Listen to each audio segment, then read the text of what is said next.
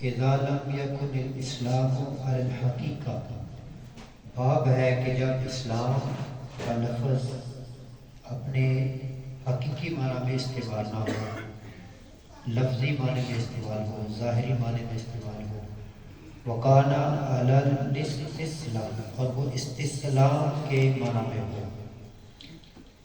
استسلام ظاہری طور پر تابع ہو جانا، اب الخوف من القتل، یا قتل کے خوف کی وجہ سے اسلام قبول کر لینا، بقوله تعالی قالت الاعراب آمنا، اعراب نے کہا ہم ایمان لے آئے۔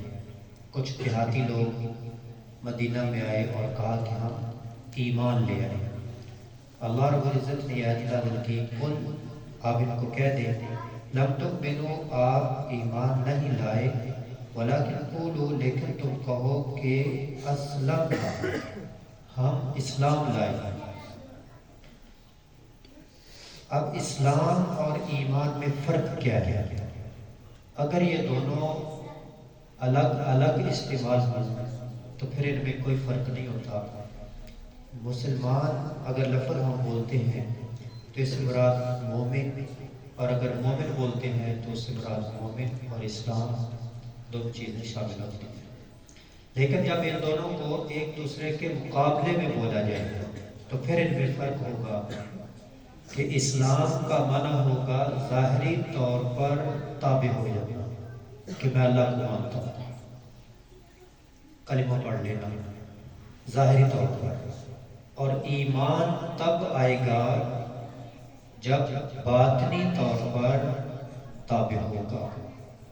لیکن ظاہری طور پر کہہ دیا کہ میں مسلمان ہوں، لیکن اندر سے مسلمان نہیں، اور کام مسلمانوں کے نہیں ہے، تو یہ ابھی مومن نہیں ہوا۔ جیسے ہم نے پیچھے پڑھا کہ ایمان کے کئی ارکان ہیں، کئی چیزوں کا مجموعہ مل کر ایمان بنتا ہے۔ جب وہ چیزیں آئیں گی تو پھر ایمان آئے گا، اور اگر وہ چیزیں نہ آئیں اور اوپر سے انسان کہے کہ میں مسلمان ہوں تو وہ اوپر سے کہہ رہا ہے، وہ ظاہری انقیاد ہے۔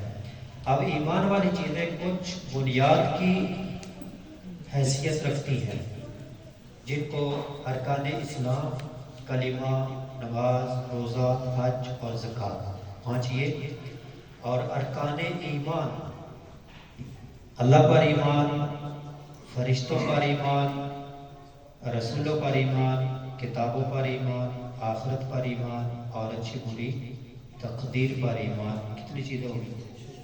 6۔ 5 اور 6 کل 11 چیزیں، یہ اگر ملیں گی تو اب بنیاد بن گئی ہے ایمان کی۔ ان میں سے کوئی ایک بھی ختم ہو جائے تو ساری بنیاد ختم۔ ان کے بعد باقی جتنے اعمال انسان زیادہ کرتا جائے گا اس کا ایمان اسی قدر بڑھتا جائے گا۔ اگر ان چیزوں میں سے کوئی ایک چیز گم ہو گئی تو سب ختم۔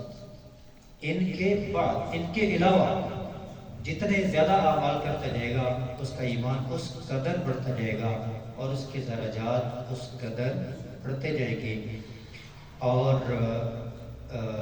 وہ دنیا کے اعتبار سے بھی اور آخرت کے اعتبار سے بھی اللہ کا مقرب بنتا چلا جائے گا۔ اچھا، اسلام کیا ہے؟ اگر مقابلے میں ہے تو اس کا مطلب ظاہری طور پر اللہ کی تابع ہو جانا، بتا کہے کہ میں مسلمان ہوں، بس یہ ہے اسلام۔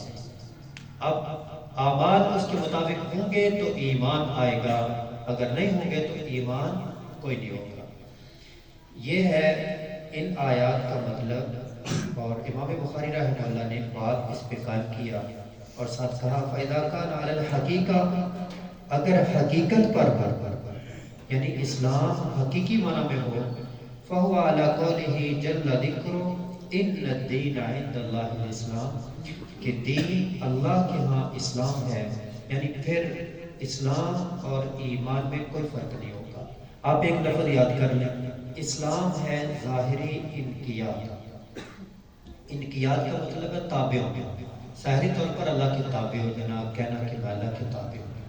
اسلام ہے ظاہری انقیاد، اور ایمان ہے باطنی انقیاد، بعض کہتے ہیں ظاہری اور باطنی دونوں، انقیاد لفظ یاد کر لیں، یہ اصطلاح کا لفظ ہے، تابع ہو جانا، اردو میں کرنا کیسے کر لیں، اسلام ہے ظاہری طور پر تابع ہو جانا، اور ایمان ہے ظاہراً اور باطناً، ظاہری اور باطنی طور پر اللہ کی تابع ہو جانا۔ آج اسی پہ اکتفا کرتے ہیں، باقی حدیث کل پڑھیں گے۔ ربنا تقبل منا انک انت السمیع العلیم وتب علینا انک انت التواب الرحیم۔